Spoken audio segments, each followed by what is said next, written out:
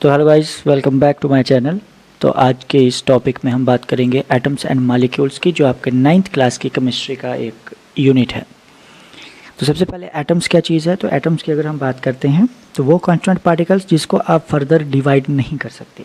ठीक है, कि आपके पास कोई सब्सटेंस है, आपने उसको ब्रेक किया, ब्रेक करने के बाद एक ऐसी स्टेज आएगी कि जहाँ आप उसको दोबारा ब्रेक नहीं कर पाओगे। तो उस स्मॉल कांस्टेंट पार्टिकल्स को हम कहेंगे एटम्स। ठीक है, और जब एटम्स आपस में जुड़ जाते हैं, कंबाइन हो जाते हैं, तो वो फॉर्म करेंगे मॉलिक्यूल्स। तो इस पूरे चैप्टर में हम एटम्स और मॉलिक्यूल्स से जुड़ी हुई सारी बातों को जानने वाले हैं। तो सबसे पहले हम बात करते हैं लाज ऑफ केमिकल कम्बिनेशन की। तो एंटोनियो लेवोसियर, जिसको फादर ऑफ केमिकल साइंस भी कहा जाता है, उसने कुछ केमिकल कम्बिनेशन के लाज दिए थे। तो देखिए, सबसे पहला लाज है law of conservation of mass. तो इस लॉ की स्टेटमेंट हमें क्या कहती है कि law of conservation of mass state that mass can neither be created nor destroyed in chemical reaction. ठीक है, कि जब भी कोई केमिकल रिएक्शन होगी उसमें ना ही मास को हम क्रिएट कर पाएंगे और ना ही हम डिस्ट्रॉय कर पाएंगे। तो होगा क्या भाई कि भाई आप इस डायग्राम की हेल्प से देख रहे हो कि जैसे हमने कैल्शियम क्लोराइड और सोडियम सल्फेट लिया हुआ है यहाँ पे। ठीक है, इसका टोटल हमने जो मास देखा वो कितना था, 300.23 ग्राम। अब इसकी हमने केमिकल रिएक्शन करवा दी, और जैसे ही केमिकल रिएक्शन हो जाएगी तो आपके पास कैल्शियम सल्फेट और प्रेसिपिटेट सोडियम क्लोराइड के बन जाएंगे। बट इन दो कंपाउंड जो आपके पास बन रहे हैं प्रोडक्ट में, इनका मास भी 300.23 ग्राम ही रहा। तो इससे हमें ये पता चला कि जब भी केमिकल रिएक्शन होगी, जितना रिएक्टेंट साइड में मास होगा उतना ही प्रोडक्ट साइड में होगा, ना ही रिएक्शन से मास बाहर जाएगा और ना ही उसमें ऐड होगा। ये था first law of conservation of mass.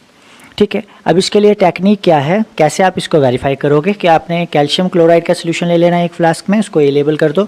ठीक है, उसके बाद आप सोडियम सल्फेट ले लोगे टेस्ट ट्यूब बी में, उसके बाद धागे से आप उसको बांध लोगे और केयरफुली फ्लास्क में आप डाल दोगे। फिर फ्लास्क को आप सील कर दोगे, ऊपर से ढक्कन लगा दोगे, एयर टाइट बना दोगे उसको। ठीक है, उसके बाद आपने बैलेंस पे उसका वेट करना है। तो वेट आपके पास आ गया 300.23 ग्राम।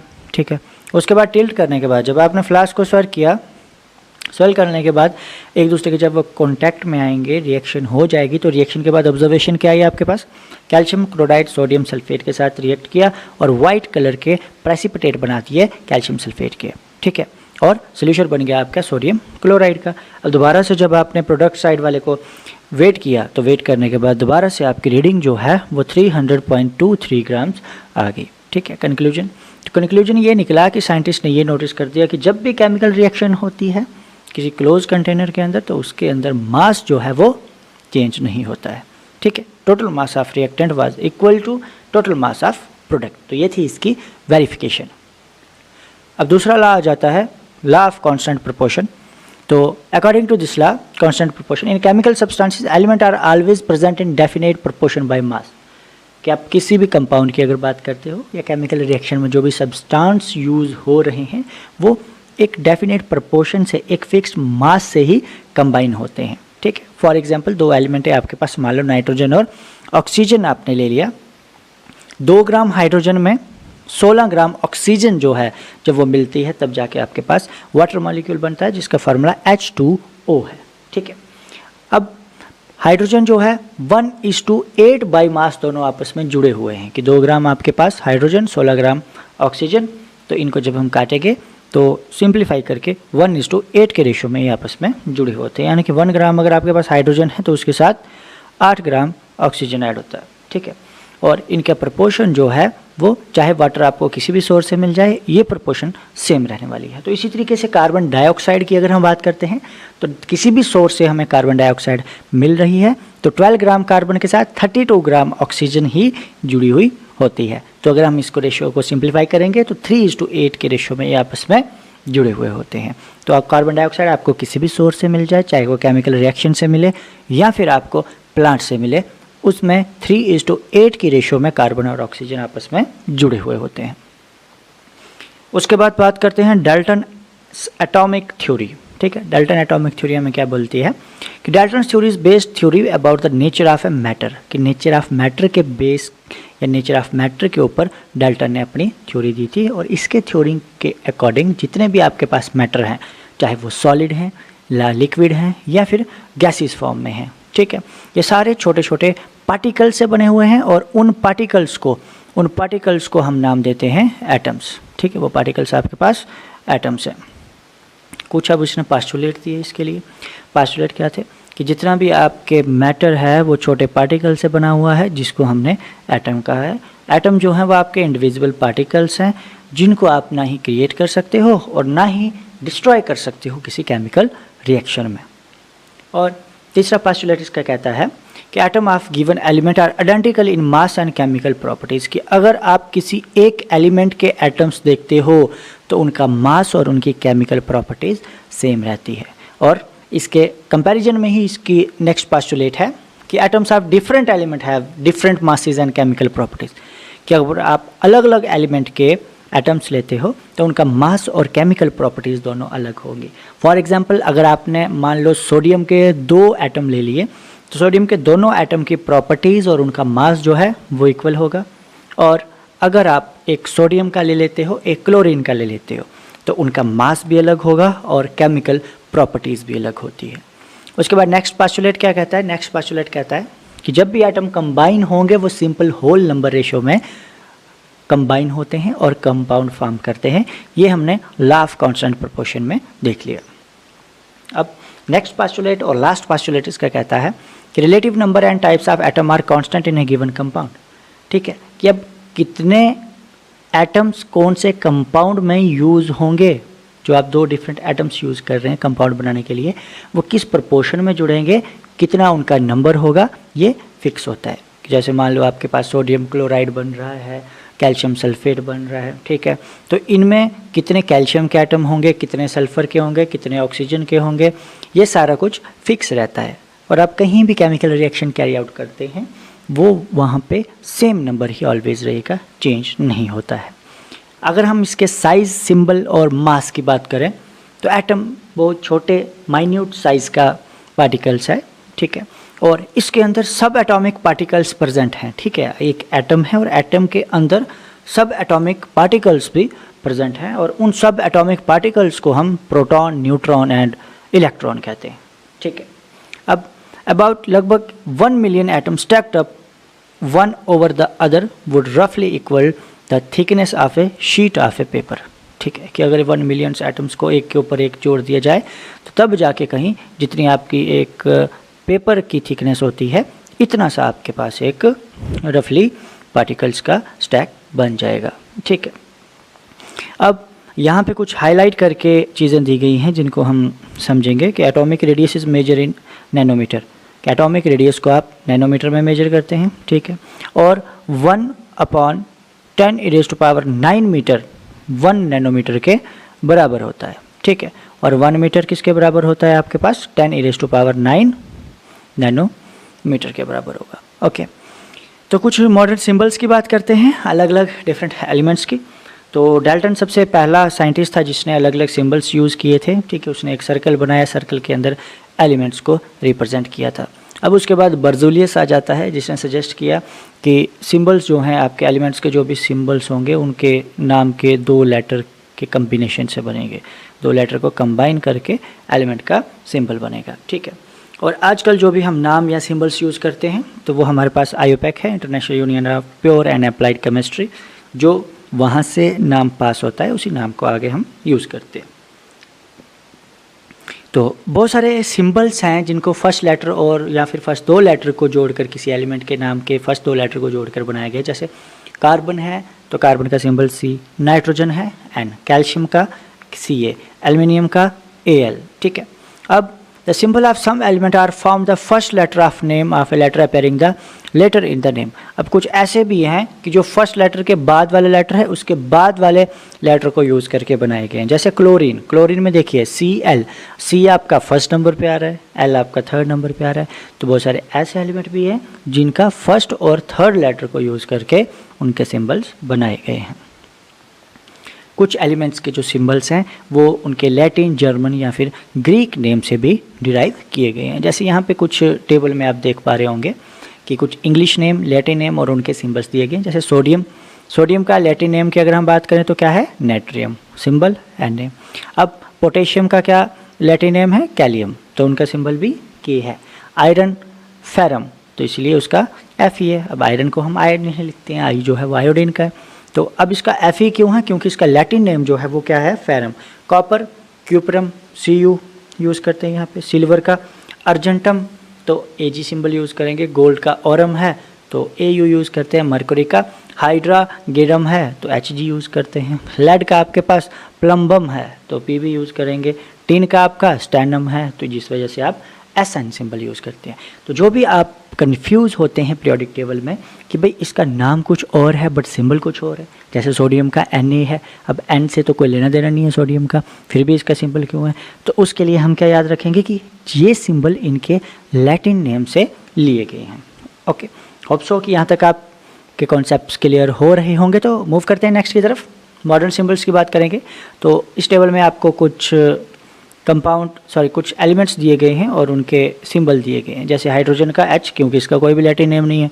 Oxygen O, boron B, carbon C, fluorine F, iodine I, nitrogen N, phosphorus P, sulphur S, barium Ba।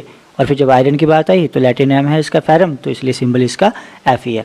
तो ऐसे ही करके आपके यहाँ पे बहुत सारे ऐसे एलिमेंट्स और उनके लैटिन नेम भी दिए गए हैं, तो ये आपको याद रखने हैं।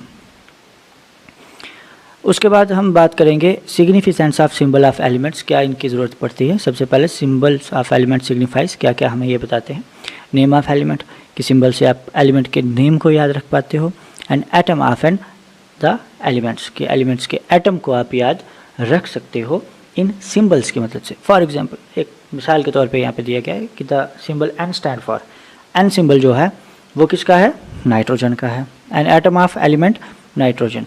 तो अगर हम एक एटम की बात करें तो जहाँ भी कहीं N लिखा होगा तो हम देखेंगे कि नाइट्रोजन का एक एटम यूज़ हुआ है। N2 होगा 2, N3 होगा तो 3 यूज़ हुए हैं। तो इससे हम उसके नाम के बारे में और एटम के बारे में पता लगा सकते हैं।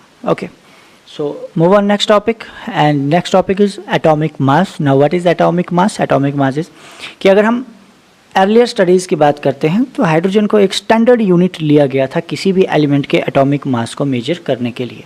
उसके बाद जो कार्बन 12 है, ठीक है, कार्बन 12 आइसोटोप जो है उसको स्टैंडर्ड यूनिट के तौर पे इस्तेमाल करने लगे एटॉमिक मास फाइंड करने के लिए एलिमेंट्स का। इसी तरीके से atomic mass of atom and element is defined as the average mass of the, कि अब जो आप एटॉमिक मास यहाँ पे कैलकुलेट कर रहे हो वो आपका एवरेज मास है किस चीज़ का? Compare to 1/12 the mass of one carbon atom. ये कार्बन 12 के एक एटम का 1/12 पार्ट को आप एवरेज एटॉमिक मास ले रहे हो किसी एटम का। अब mass of all other atoms are determined relative to the mass of atom carbon 12 as a standard. तो कार्बन 12 आइसोटोप को एज ए स्टैंडर्ड यूनिट लेके आप बाकियों के मास को, रिलेटिव मास को मेजर करते हो। अब कार्बन 12 एटम जो है,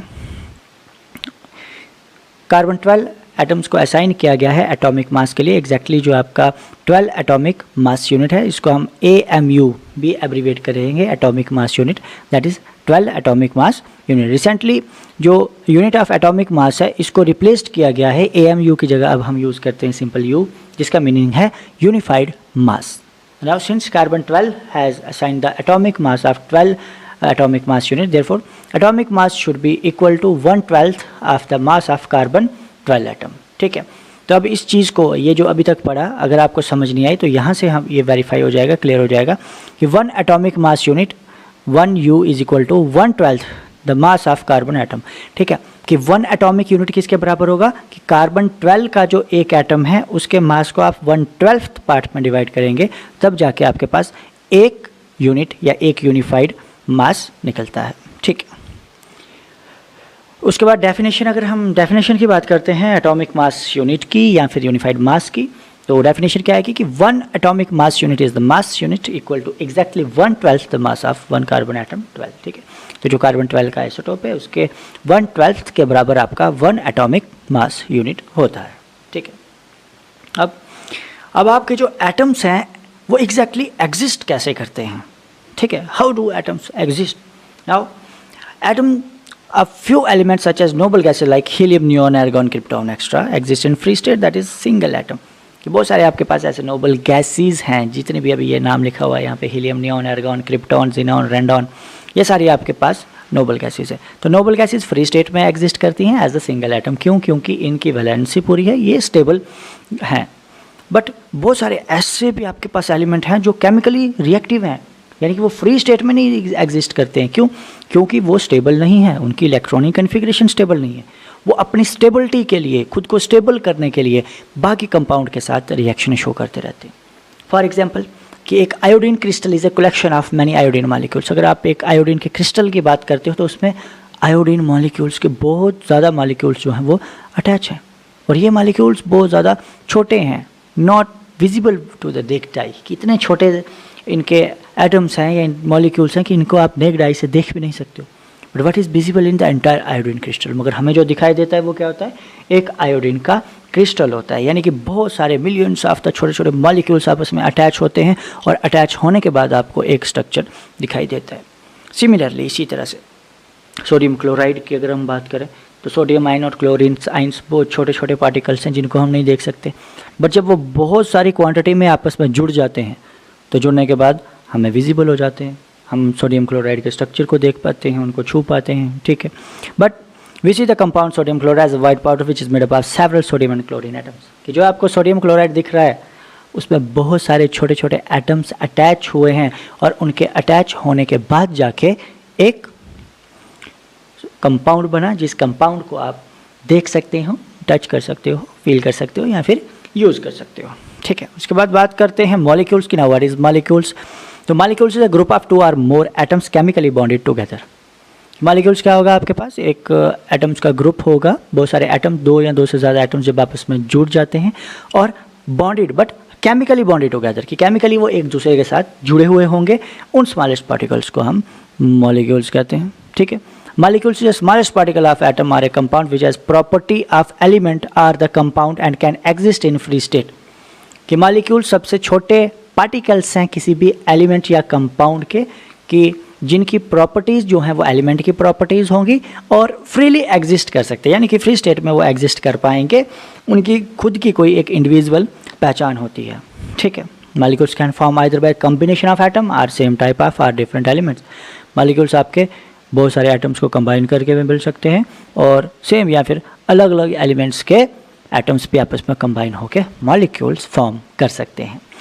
तो नेक्स्ट है this there are 2 type of molecules, molecules of element and मॉलिक्यूल्स ऑफ कंपाउंड। अब आपके पास मॉलिक्यूल्स भी 2 टाइप के आएंगे, एक मॉलिक्यूल्स ऑफ एलिमेंट होंगे और एक होगा मॉलिक्यूल्स ऑफ कंपाउंड, ठीक है। तो भाई हाफ ऑफ चैप्टर हमने यहाँ तक कवर कर लिया है। अब कुछ जो टॉपिक बचते हैं वो हम देखेंगे नेक्स्ट वीडियो में, ठीक है। तो मिलते हैं नेक्स्ट वीडियो में, तब तक के लिए चैनल को लाइक करें और वीडियो को शेयर करें और सब्सक्राइब करना ना भूलें।